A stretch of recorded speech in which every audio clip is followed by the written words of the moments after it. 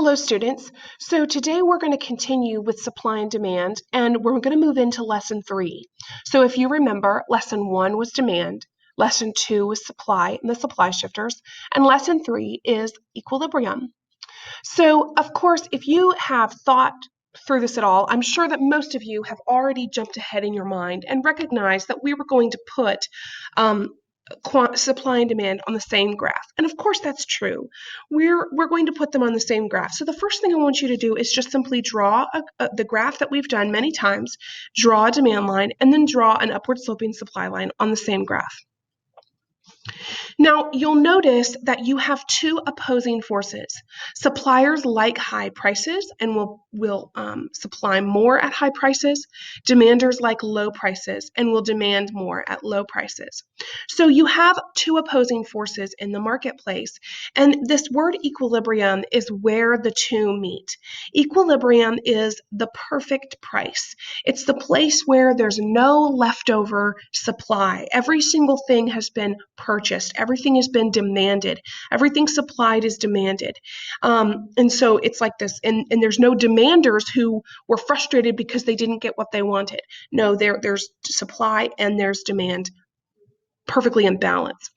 You'll notice that you have some of these abbreviations. Get familiar with these letters and remember what they mean so that you can kind of learn the shorthand. Now, the first thing we need to do and understand is this concept of surplus and shortage. So a surplus is when you have more supply than you have demand. So a surplus, ladies and gentlemen, is up here at the top of your graph. Okay, if this, let me go ahead and draw here. Okay, if this is my equilibrium point right here, then up here is going to be my surplus because I have more supply. The supply is at a greater quantity than the demand.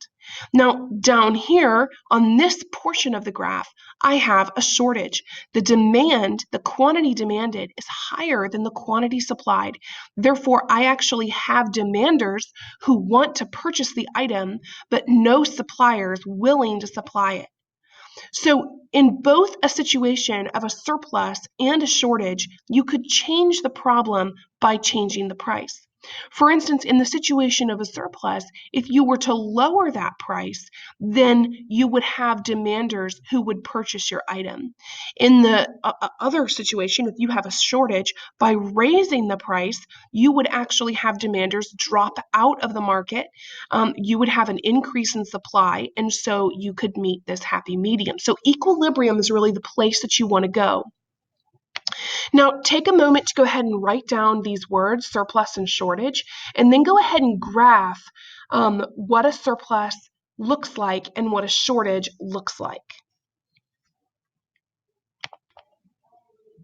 Okay, so hopefully the graph that you drew looks something like this, where you have a downward sloping demand line, an upward sloping supply line, and you show that at the top portion of that graph, you have a surplus because the price is high. And then at the bottom portion of that graph, you have a shortage because the price is too low.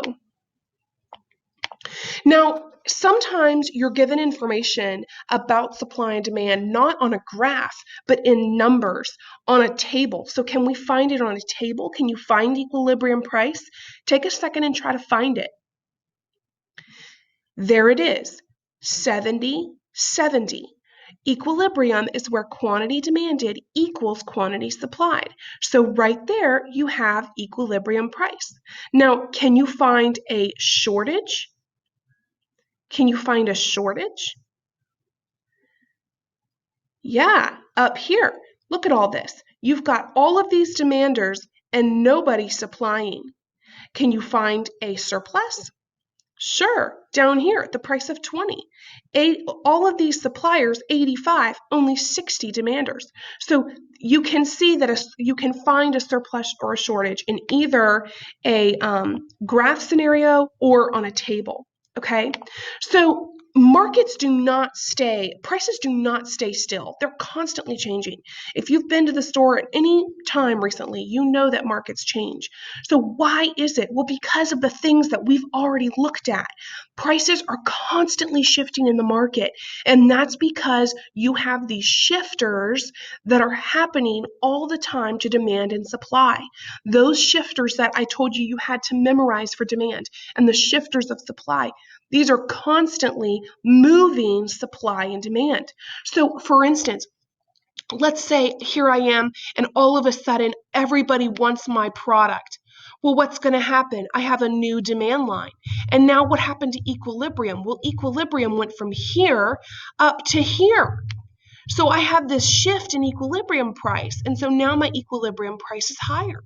Well, what happens if all of a sudden people no longer or suppliers rush to fill the market and meet the demand, and then the supply line moves? Well, now we have the same situation. I've got this new demand line. Now I have a new supply line. Now where's my new equilibrium price? My equilibrium price went from here originally to here. This was my second equilibrium price. That's supposed to be a 2, sorry. And this is my third equilibrium price. So, but notice please how it's very similar to the original equilibrium price, but now it's at a higher quantity. So you have all of this shifting throughout the market, and this is where y'all are going to land. We want you, I want to see you be able to find these different equilibrium prices and quantities with varying situations in the market. So let's look, for instance, first of all, at spinach. Go ahead and read this situation with spinach, and then I want you to try to draw a graph and show what happened in the market for spinach. So take a minute and do that. Okay, so in the spinach market, we saw that romaine, which is a substitute item for spinach, was all of a sudden demanders did not want it. So that means that demanders are going to rush into the market here for demand. And my writing line is not working for me here. There it goes. Okay, so my demand for, sorry. My demand for spinach, I'm sorry, my writer's not working, increases. Okay, so understand that it comes out here. My demand comes out here. So I have an increase in demand. What's going to happen to my equilibrium price? It's going to push it up. Okay, so before you jump into more scenarios, here are some questions that you can ask. I'd like you to go ahead and take a minute and write these down. So once you've written those questions, go ahead and move on to this one for the electric scooter. So I want you to go ahead and draw a graph for the electric scooter market on your notes, and then I want you to try to figure out what's going to happen to electric scooters. Okay, so what happened to the electric scooter market, y'all?